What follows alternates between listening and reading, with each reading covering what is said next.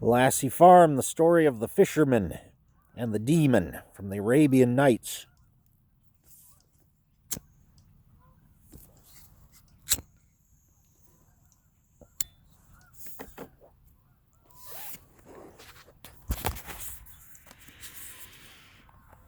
It is related that there was a very old fisherman who had a wife and 3 daughters, and who was so poor that they did not have even enough food for the day. It was this fisherman's custom to cast his net 4 times a day. One day, while the moon was still up, he went out with his net at the call of the early morning prayer. He reached the outskirts of the city and came to the seashore. Then he set down his basket,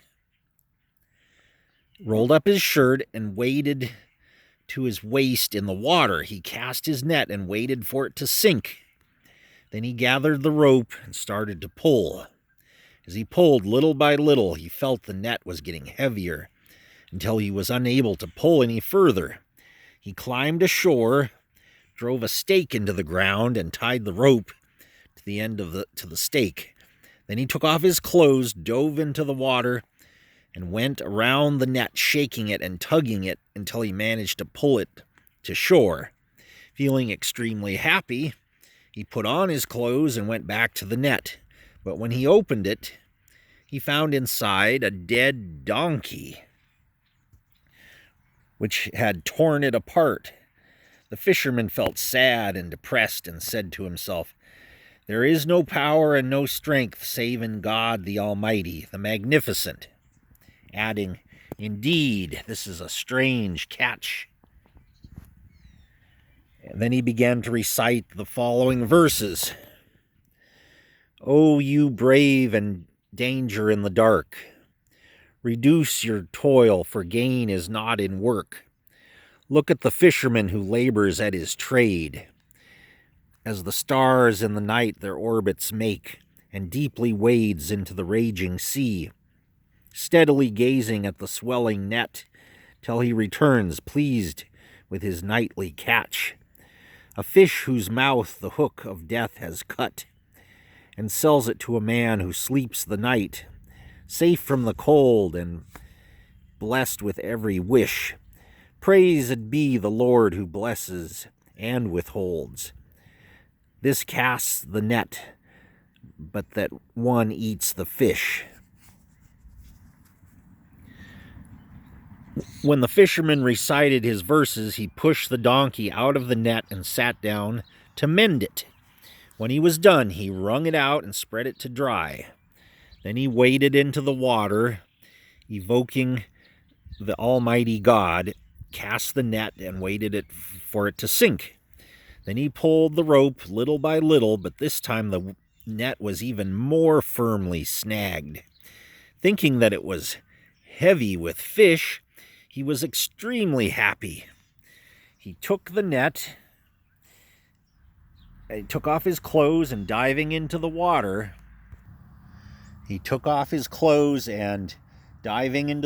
freed the net and struggled with it until he reached the shore. But inside the net, he found a large jar full of nothing but mud and sand. When he saw this, he felt sad, and with tears in his eyes said to himself, "This is a strange day. Gods we are, and to God we return." And he began to recite the following verses. "O my tormenting fate, forbear, or if you can't, at least be fair.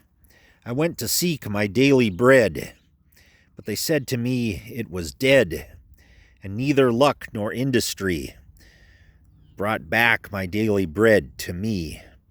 The Pleiads many fools attain, while sages sit in dark disdain." And that refers to the constellation of the Pleiades.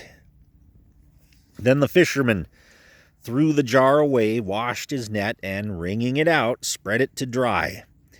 Then he begged the Almighty God for forgiveness and went back to the water. For the 3rd time he cast the net and waited for it to sink, But when he pulled it up, he found nothing inside but broken pots and bottles, stones, bones, refuse, and the like. He wept at this great injustice and ill luck and began to recite the following verses. Your livelihood is not in your own hands. Neither by writing nor by the pen you thrive. Your luck and your wages are by lot. Some lands are waste, and some are fertile lands. The wheel of fortune lowers the man of worth, raising the base man who deserves to fall. Come then, O death, and end this worthless life, where the ducks soar while the falcons are bound to earth. No wonder that you see the good man poor, while the vicious exalts in his estate. Our wages are allotted, 'tis our fate, to search like birds for gleanings everywhere. One bird searches the earth from east to west, another gets the tidbits while at rest.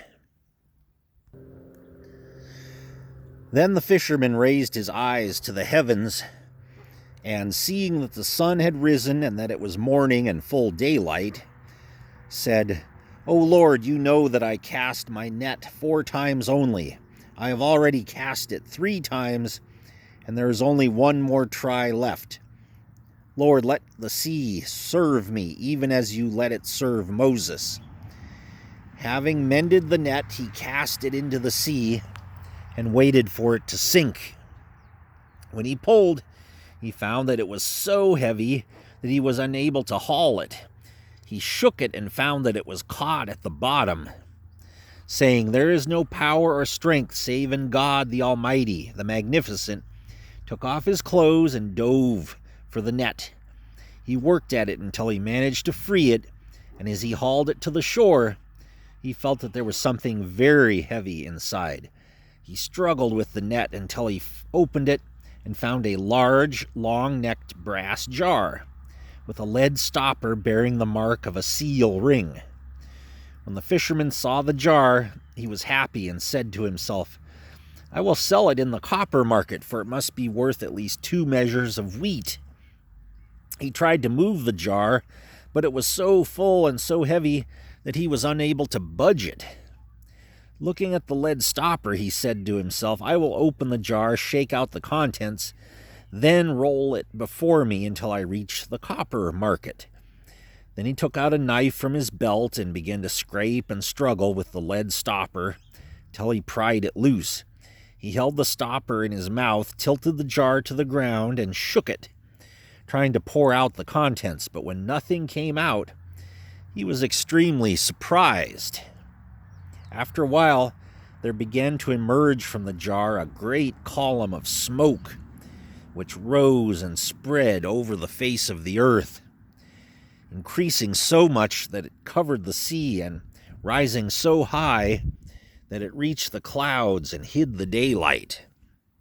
For a long time, the smoke kept rising from the jar. Then it gathered and took shape. And suddenly it shook, and there stood a demon with his feet on the ground and his head in the clouds. He had a head like a tomb, fangs like pincers, a mouth like a cave, teeth like stones, nostrils like trumpets, ears like shields, a throat like an alley, and eyes like lanterns. In short, all one could say is that he was a hideous monster. When the fisherman saw him, he shook with terror. His jaws locked together and his mouth went dry. The demon cried, "O Solomon, prophet of God, forgive me, forgive me. Never again will I disobey you or defy your command." And we'll leave it there for now.